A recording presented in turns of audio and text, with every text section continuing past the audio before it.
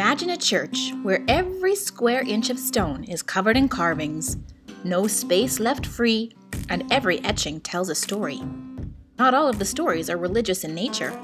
Some are utterly mysterious, or just plain gruesome. Well, this building really does exist. It is Rosslyn Chapel near Edinburgh, Scotland, and it has some incredible stories to tell. Come check it out.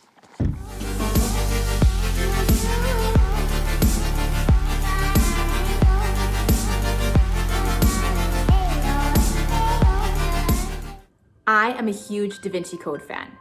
I read the book when it first came out, and I remember telling Joey that it was going to be a big hit because of the really cool ending. But then I watched the movie and I became an even bigger fan, particularly because of the scene where Tom Hanks and Audrey Tautou visit Rosslyn Chapel.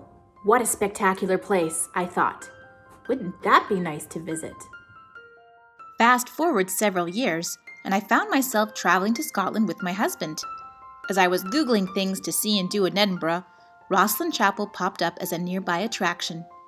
It isn't in the city, but is about a 20-minute drive southeast of the city limits, and I thought that this was a very doable drive, especially since I wasn't driving, Joey was. 20 minutes after leaving Edinburgh, we were pulling into the Rosslyn Chapel parking lot in the village of Rosslyn. I was dying for breakfast and a coffee, so we decided to head into the village before seeing the chapel. Unfortunately, nothing was open in the village for food or drink before noon, so we headed back to the interpretive center and paid a little extra to eat there. Then it was time to see the chapel. We paid the £9 per person entrance fee and walked through the front gates. The exterior of the chapel is an amazing sight. The carvings on the outside of the building were spectacular. I could only imagine what the inside held.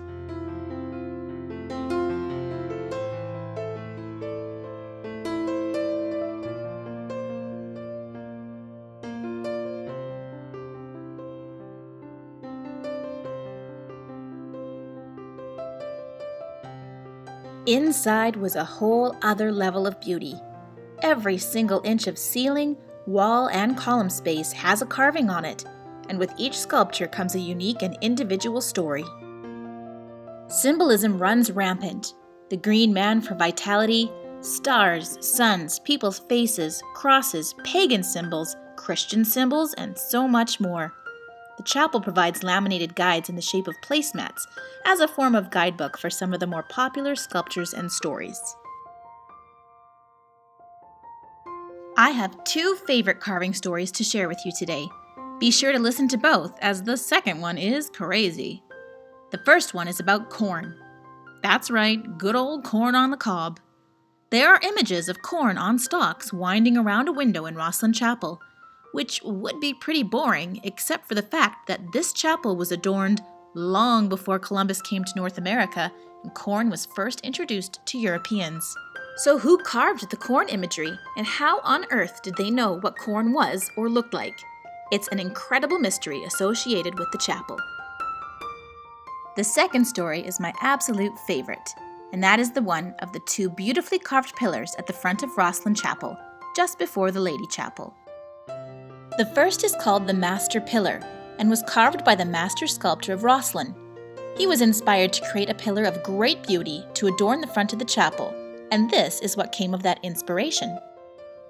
However, he had an assistant, a protege, if you will.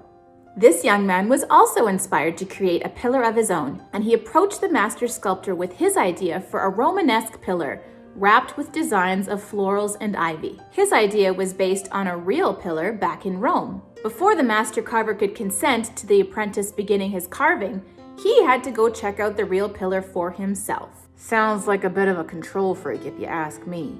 He told the apprentice to wait until he returned, and then he would say yes or no to carving the final piece. They waited, and waited, and waited. Finally, William Sinclair, owner of Rosslyn Chapel, and the one who commissioned all of the carvings, got impatient. Unsure if the master sculptor would ever return, he told the apprentice to just get on with it. The apprentice chose a pillar also at the front of the chapel, right opposite of the one the master sculptor had designed, and began his work. 4 years later, he was done.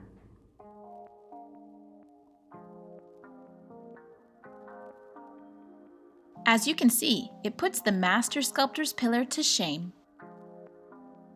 A thing of beauty it was, and everyone loved it. That is, until the master sculptor did return. When he came back to Rosslyn, he found out that not only had the apprentice gone on without his permission, he had carved on one of his pillars, and he had done a much better job than the master sculptor could ever have done. As the story goes, the master sculptor, in a fit of rage and jealousy, grabbed a mallet and bashed in the side of the apprentice's head, killing him. For this, the master sculptor was hung. Effigies of both men can be found in the chapel, elevated on the back wall by the pipe organ. Would you spend a day contemplating the carvings at Rosslyn Chapel? Let me know your favorite part about Rosslyn in the comments below. If you're new to Down the Rabbit Hole, please remember to subscribe and join my travel community. If you're a friend, welcome back. Thanks for all you do to support my channel.